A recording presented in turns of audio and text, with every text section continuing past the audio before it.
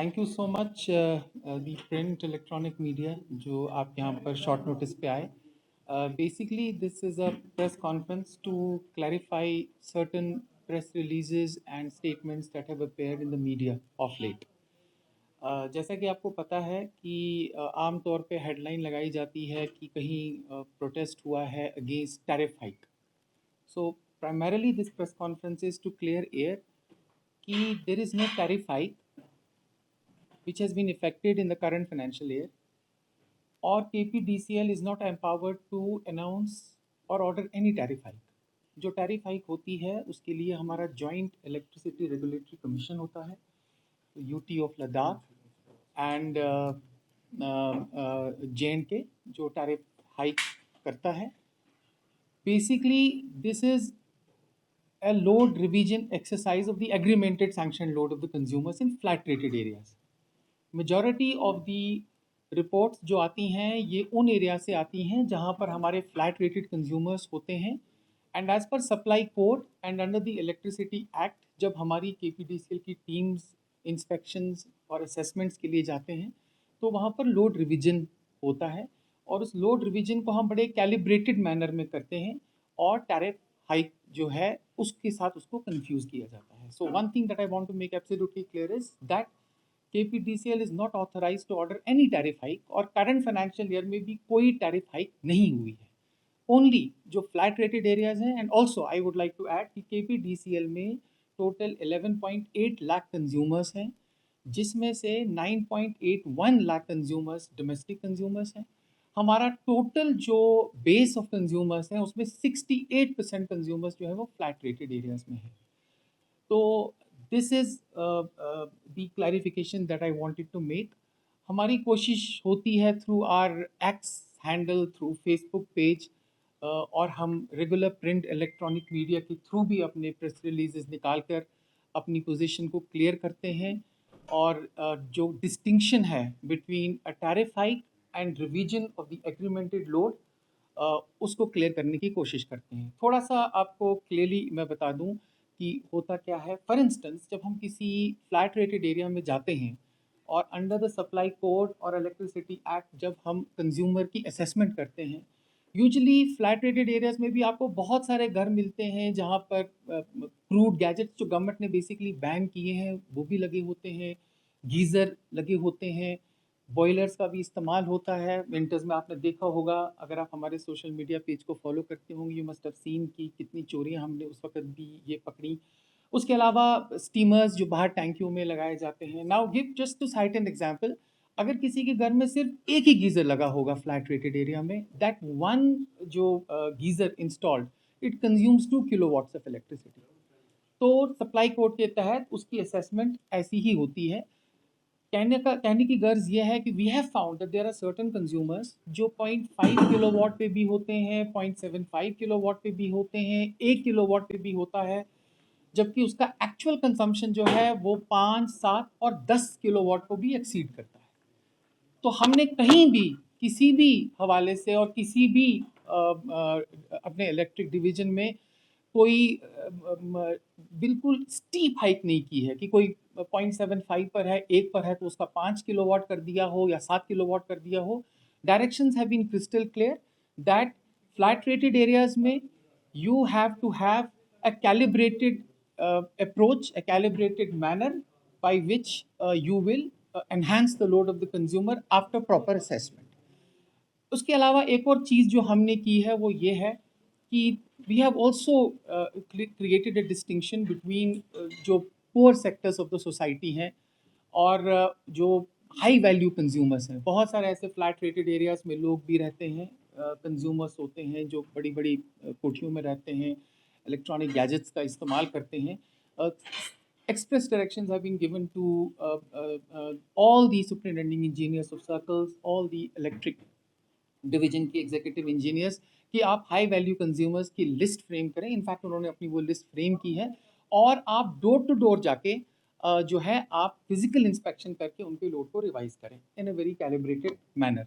So this is the clarification that we would like to bring on part of KPDCL. मेरे साथ chief engineer distribution Sandeep ji भी बैठे हुए हैं. हमारे साथ सुपरिटेंडिंग इंजीनियर सर्कल 2 के शर्जील जी भी बैठे हुए हैं. So with this clarification, if you want to ask any question, we are open. I have a question. Actually, I have. And I explained this entire question of So for the sake of repetition, I will I'm just repeat. telling you that people are very poor. At least you should take up their issues. Sir, आपने जो issue उठाया कि there are certain categories of consumers जो poor है, I definitely understand that. JERC already takes it into account. जो बिजली हम import करते हैं, खरीदते हैं पर यूनिट, उसकी अगर आप एवरेज कॉस्ट देखोगे, उसके मुकाबले में JERC ने डिफरेंट क्लासिफिकेशंस की हैं. फॉर एग्जांपल जो BPL कैटेगरी है, जो 30 यूनिट से कम खर्च करती है, उसको सिर्फ ₹1.20 के हिसाब से पर यूनिट बिजली का देना है, और डिमांड चार्जेस शायद 2 कि 5 रुपए के आसपास उसमें है. उसके बाद जो पहले 200 यूनिट होंगे फिर BPL कैटेगरी में, वहाँ पर भी आपका जो एनुअल यूनिट चार्ज है वो ₹2.60 के आसपास है, जबकि हमारा जो परचेज कॉस्ट होता है वो 6 से 7 रुपए भी होता है. So are you going to get into this? Are you going to give some relief to poor or not? See, giving relief to poor, like for example, exemption from payment of say bills up to 200, 400, that is the pure domain of the Joint Electricity Regulatory Commission. That's why I'm telling you, sir. That's why I'm telling you. नहीं, वो तो it is already subsidized. देखिए sir ने ये clear कर दिया, जो हमारा इलेक्ट्रिसिटी का 1 यूनिट है, ये जनरेशन से लेके यहाँ तक पहुँचाने में, कंज्यूमर के हाउस होल्ड तक पहुँचाने में लगभग 6-7 रुपए का इसका यूनिट बनता है. तो गवर्नमेंट ने ये डायरेक्टली चार्ज नहीं किया है ऑन द पीपल. तो इसमें एक बहुत बड़ा चंक है subsidy. Government is filling that gap. तो आपका मैक्सिमम 4 रुपए कुछ पैसे मतलब यूनिट पड़ता है. जो बीच का गैप है वो subsidy, that means government has already subsidised this rate. Sir, my उसके point बाद is भी- that we are all sons of soil and we should at least give some relief. Wait.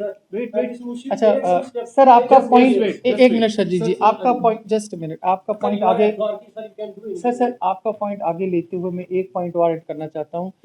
There are hundreds and thousands of consumers who have not paid for years together. ठीक है, जब वो अपना opening balance देखते हैं, कहीं ना कहीं दे बिकम जिटरी टू पे. फॉर एग्जांपल, बहुत सारे ऐसे कंज्यूमर्स होते हैं जिनका ओपनिंग बैलेंस लाख 1.5 लाख देखता है. वो सोचता है मेरा 3,000 का बिल है, मैं क्या पे करूंगा, because there is such a big opening balance which almost stares him every day when a billing cycle starts. उसके लिए एक गवर्नमेंट ने 2022 में पावर एमनेस्टी स्कीम लाई थी डोमेस्टिक कंज्यूमर्स के लिए, कि अगर आप इंस्टॉलमेंट्स में अपना प्रिंसिपल अमाउंट पे करें. फॉर एग्जांपल, अगर किसी कंज्यूमर का 1 लाख रुपए का ओपनिंग बैलेंस है और उसमें उसका प्रिंसिपल अमाउंट समझ लीजिए 40,000 है, 50,000 है या 52,000 है, तो उस पर जो लेट पेमेंट सरचार्ज चढ़ता है, इंटरेस्ट जो एक्यूमुलेट होता है for non payment of bills in a regular fashion, तो वो गवर्नमेंट ने माफ़ कर दिया. हमारा टारगेट इसमें ये था, हमने एक इसमें फुल फ्लेज्ड एक्सरसाइज 2002 में की थी, और so far under this power amnesty scheme जो 1 साल के लिए थी, 2022 सितंबर से लेकर 2023 तक, उसके बाद ये स्कीम फिर गवर्नमेंट ने एक्सटेंड की है 31 मार्च 2025 तक. मैं आप सब की वसातत से I would request all of you to give as much publicity to it. हम भी कोशिश करते हैं अपने लेवल पे, प्रेस रिलीजेस भी इशू करते हैं, एक्स हैंडल पे भी जाते हैं, लेकिन शायद कंज्यूमर्स तक की पूरी तरह बात पहुंचती नहीं है. तो अगर ये कंज्यूमर्स अपना प्रिंसिपल अमाउंट पे करेंगे तो उनको जो भी लेट पेमेंट सरचार्ज होगा 31/3/2023 तक का, वो माफ़ हो जाएगा. 55 करोड़. देखिए, जो सवाल आपने उठाया है, दी KPDCL acts under Supply Code and the Electricity Act. Hooking is a problem of metered areas. It started with conventional meters first, जब हमने पहले 2003 में conventional meters लगाए, and then when conventional meters were replaced with smart meters. हमने हमेशा बारहा कोशिश की. I can show you thousands of videos where the owner is present at the time of hooking. Whenever we catch anybody hooking, तो owner बाहर आता है pleading, requesting कि सर मैं ये गलती नहीं करूँगा. And our teams go late in night under the supply code, because our basic objective is कि किसी एक आदमी की पिलफरेज, चोरी की वजह से जो जेन्युइन कंज्यूमर है वो इम्पैक्ट ना हो.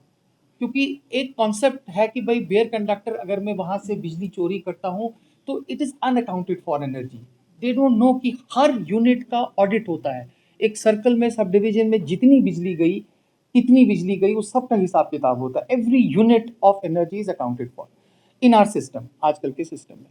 जो आपने बताया कि हम उनका लान तान करते हैं या सोशल मीडिया पर उनको स्टिग्मेटाइज करते हैं, we are very sensitive to it. आपने देखा होगा जब भी हम किसी कंज्यूमर की चोरी पकड़ते हैं, we refrain from mentioning his name.